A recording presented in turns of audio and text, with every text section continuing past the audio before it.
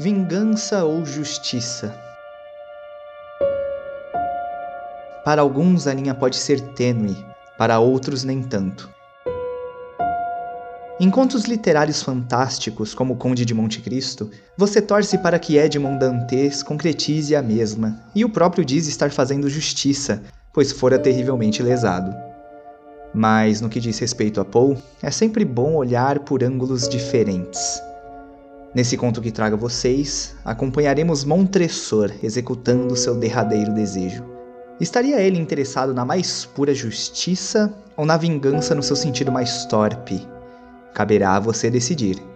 E se você, como eu, adora uma história com vingança bem planejada, eis um prato cheio. Portanto, sem mais delongas, O Barril de Amontilado.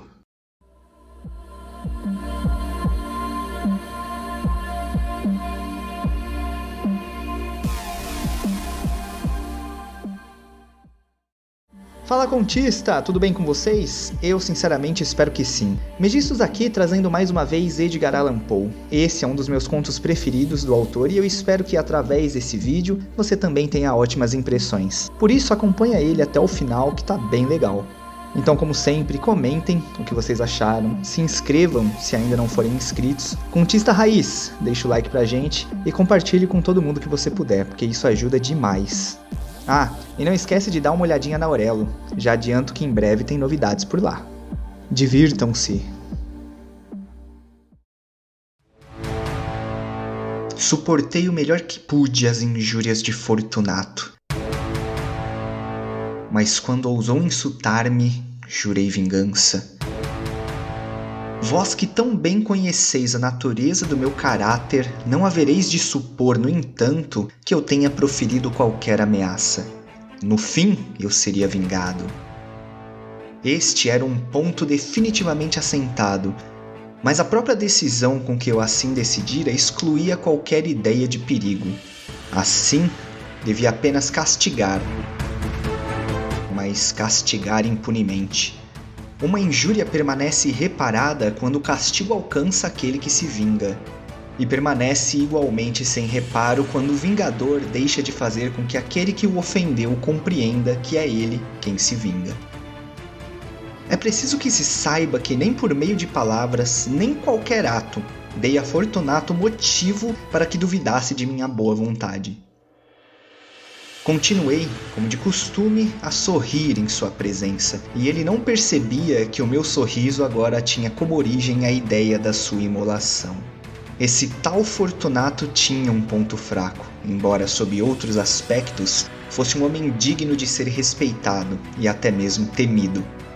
Vangloriava-se sempre de ser entendido em vinhos.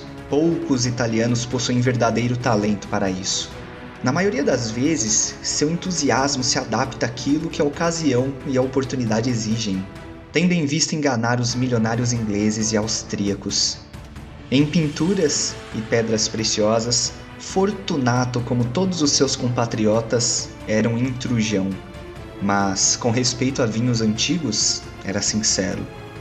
Sob esse aspecto não havia grande diferença entre nós, pois que eu também era hábil conhecedor de vinhos italianos, comprando-os sempre em grande quantidade sempre que podia. Uma tarde, quase ao anoitecer, em plena loucura de carnaval, encontrei o meu amigo.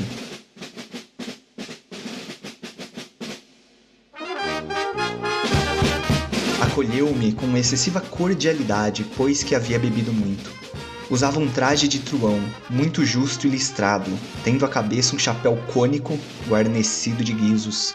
Fiquei tão contente de encontrá-lo que julguei que jamais estreitaria sua mão como naquele momento.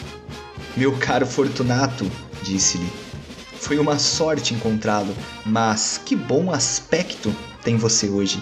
Recebi um barril como sendo de amontilado, mas tenho minhas dúvidas. Como? Amontilado? Um barril? Impossível! Em pleno carnaval? Tenho minhas dúvidas. E seria tolo que o pagasse como sendo de amontilado antes de consultá-lo sobre o assunto. Não consegui encontrá-lo em parte alguma e receava perder um bom negócio. Amontilado. Tenho minhas dúvidas. Amontilado. E preciso efetuar o pagamento. Amontilado. Mas, como você está ocupado, irei à procura de Lucchesi. Se existe alguém que conheça o assunto, esse alguém é ele. Ele me dirá. Lucchesi é incapaz de distinguir entre um amontilado e um xerez. Não obstante, há alguns imbecis que acham que o paladar de Lucchesi pode competir com o seu. Vamos embora. Para onde? Para suas adegas. Não, meu amigo. Não quero abusar de sua bondade. Penso que você deve ter algum compromisso. Lucchesi... Não tenho compromisso algum. Vamos. Quanto a Lucchesi, não sabe distinguir entre um xerez e um amontilado. Não, meu amigo. Embora você não tenha compromisso algum, vejo que está com muito frio e as adegas são insuportavelmente úmidas. Estão recobertas de salitre. Apesar de tudo, vamos. Não importa o frio. Amontilado. Você foi enganado. Assim falando, Fortunato tomou-me pelo braço. Pus uma máscara de seda negra e, envolvendo-me bem em meu roquelaire, deixei-me conduzir ao meu palazzo. Não havia nenhum criado em casa, pois que todos haviam saído para celebrar o carnaval. Eu lhes dissera que não regressaria antes da manhã seguinte, e lhes dera ordens estritas para que não arredassem pé de casa. Essas ordens eram suficientes, eu bem o sabia, para assegurar o seu desaparecimento imediato, tão logo eu lhes voltasse as costas. Tomei 2 velas de seus candelabros e, dando uma a Fortunato, conduzi-o, curvado, através de uma sequência de compartimentos, a passagem abobadada que levava à adega. Chegamos, por fim, aos últimos degraus e detivemo-nos sobre o solo úmido das catacumbas dos Montresor. O andar de meu amigo era vacilante e os guizos do seu gorro retiniam a cada um dos seus passos. E o barril? Está mais adiante. Mas observe as brancas teias de aranha que brilham nas paredes dessas cavernas. Voltou-se para mim e olhou-me com as suas nubladas pupilas, que destilavam as lágrimas da embriaguez. Salitre? Salitre. Há quanto tempo você tem essa tosse? Meu pobre amigo pôs-se a tossir sem cessar e, durante muitos minutos, não lhe foi possível responder. Não é nada. Vamos, disse-lhe com decisão. Vamos voltar, sua saúde é preciosa. Você é rico, respeitado, admirado, amado. Você é feliz, como eu também o era. Você é um homem cuja falta será sentida. Quanto a mim, não importa. Vamos embora. Você ficará doente e não quero arcar com essa responsabilidade. Além disso, posso procurar Lucchesi. Basta. Essa tosse não tem importância. Não me matará. Não morrerei por causa de uma simples tosse. É verdade, respondi. E eu de fato não tenho intenção alguma de alarmá-lo sem motivo, mas você deve tomar precauções. Um gole deste Medoc nos defenderá da umidade. E dizendo isto, partiu o gargalo de uma garrafa que se achava numa longa fila de muitas outras iguais sobre o chão úmido. Beba, disse oferecendo-lhe o vinho. Levou a garrafa aos lábios, olhando-me de soslaio. Fez uma pausa e saudou-me com familiaridade, enquanto seus guizos soavam. Bebo a saúde dos que repousam enterrados em torno de nós. E eu para que você tenha vida longa. Tomou-me de novo pelo braço e prosseguimos. Essas cavernas são extensas. Os Montresor formavam uma família grande e numerosa. Esqueci qual o seu brasão. Um grande pé de ouro em campo azul e o pé esmaga uma serpente ameaçadora, cujas presas se acham cravadas no salto. E a divisa? Nemo impune lacessit. Muito bem. O vinho brilhava em seus olhos e os guizos retiniam. Minha própria imaginação se animou devido ao Medoc. Através de paredes de ossos empilhados, entremeados de barris e tonéis, penetramos nos recintos mais profundos das catacumbas. Detive-me de novo e, essa vez, me atrevi a segurar Fortunato pelo braço, acima do cotovelo. O salitre! Veja como aumenta! Prende-se, como musgo nas abóbodas. Estamos sob o leito do rio. As gotas de umidade filtram-se por entre os ossos. Vamos, voltemos, antes que seja tarde demais. Sua tosse... Não há nada. Prossigamos. Mas antes, tomemos outro gole de Medoc.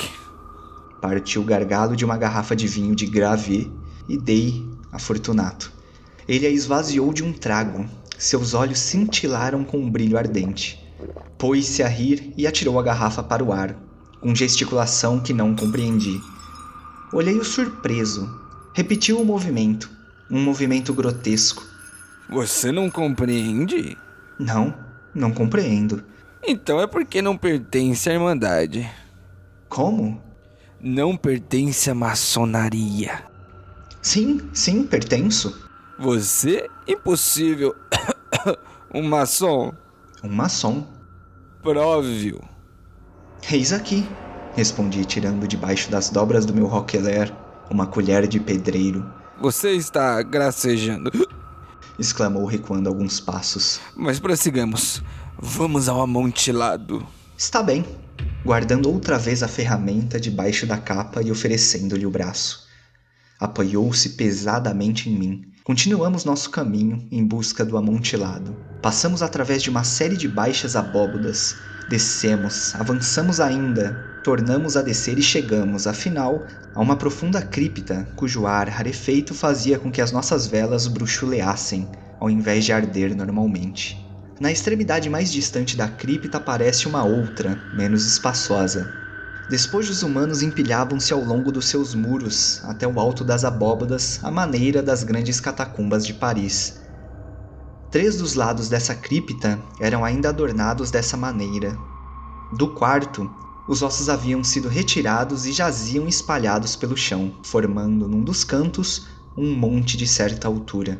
Dentro da parede que, com a remoção dos ossos, ficara exposta, via-se ainda outra cripta ou recinto interior, de uns 4 pés de profundidade, 3 de largura e 6 ou 7 de altura. Não parecia haver sido construída para qualquer uso determinado, mas construir apenas um intervalo entre os 2 enormes pilares que sustinham a cúpula das catacumbas, tendo por fundo uma das paredes circundantes de sólido granito. Foi então que Fortunato, erguendo sua vela bruxuleante, procurou divisar a profundidade daquele recinto. A luz fraca não nos permitia ver o fundo.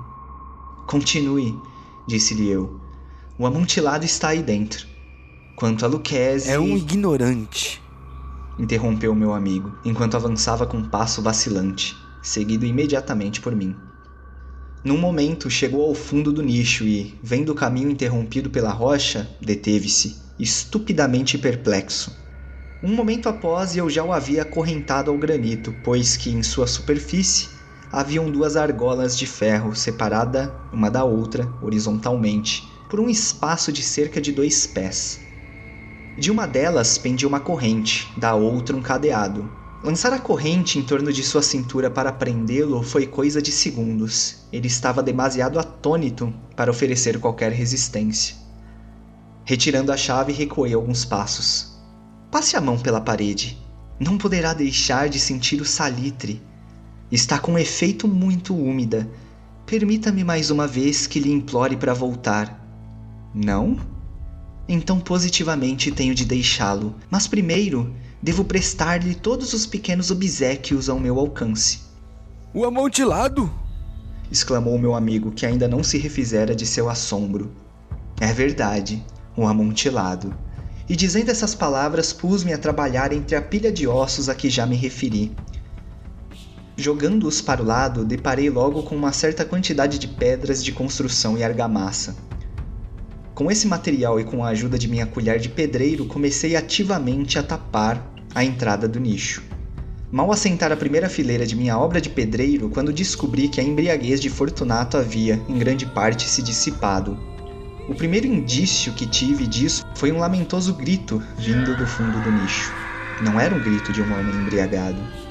Depois, houve um longo e obstinado silêncio. Coloquei a segunda, a terceira e a quarta fileiras. Ouvi então as furiosas sacudidas da corrente. O ruído prolongou-se por alguns minutos, durante os quais, para deleitar-me com ele, interrompi meu trabalho e sentei-me sobre os ossos. Quando por fim o ruído cessou, apanhei de novo a colher de pedreiro e acabei de colocar, sem interrupção, a 5ª, a 6ª e a 7ª fileiras. A parede me chegava agora até a altura do peito. Fiz uma nova pausa e, segurando a vela por cima da obra que havia executado, dirigi a fraca luz sobre a figura que se achava no interior. Uma sucessão de gritos altos e agudos irrompeu, de repente, da garganta do vulto acorrentado e pareceu impelir-me violentamente para trás. Durante breve instante hesitei, tremi. Saquei de minha espada e pus-me a desferir golpes no interior do nicho. Mas um momento de reflexão bastou para tranquilizar-me. Coloquei a mão sobre a parede maciça da catacumba e senti-me satisfeito. Tornei a aproximar-me da parede e respondi aos gritos daquele que clamava. Repeti-os, acompanhei-os e os venci em volume e em força. Fiz isso e o que gritava acabou por silenciar. Já era meia-noite, a minha tarefa chegava ao fim. Completar a 8ª, a 9ª e a 10ª fileiras. Havia terminado quase toda a 11ª e restava apenas uma pedra a ser colocada e rebocada em seu lugar. Ergui-a com grande esforço, pois que pesava muito, e coloquei-a em parte na posição a que se destinava. Mas então saiu do nicho um riso abafado que me pôs os cabelos em pé. Seguia-se-lhe uma voz triste, que tive dificuldade em reconhecer como sendo a do nobre Fortunato. A voz dizia: Essa é uma boa piada, uma excelente piada. Vamos rir muito no Palácio por causa disso. Por causa do nosso vinho. O amontilado, disse eu. Sim, o amontilado. Mas não está ficando tarde? Não estarão nos esperando no palácio? A senhora Fortunato e os outros? Vamos embora. Sim, vamos embora. Pelo amor de Deus, Montresor. Sim, pelo amor de Deus. Mas esperei em vão qualquer resposta a estas palavras.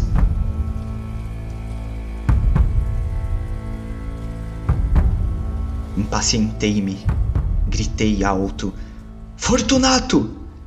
Nenhuma resposta. Tornei a gritar: Fortunato! Ainda agora nenhuma resposta. Introduzi uma vela pelo orifício que restava e deixei-a cair dentro do nicho. Chegou até mim como resposta apenas um tilintar de guizos. Senti o coração opresso. Sem dúvida, devido à umidade das catacumbas. Apressei-me para terminar o meu trabalho. Com esforço, coloquei em seu lugar a última pedra e cobri-a com argamassa. De acordo com a nova parede, tornei-me a erguer a antiga muralha de ossos. Durante meio século, mortal algum os perturbou. In pace requiescat.